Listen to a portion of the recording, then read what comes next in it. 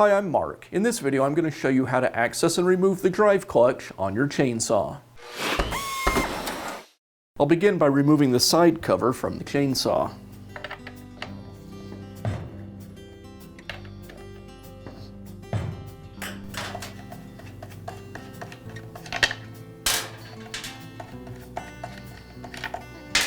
I'll release the tension from the chain.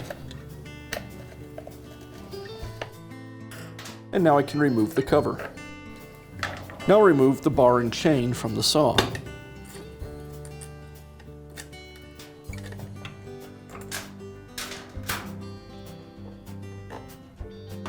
Now I can remove the sprocket. It's secured with a retaining ring. I'll use a small screwdriver to remove it.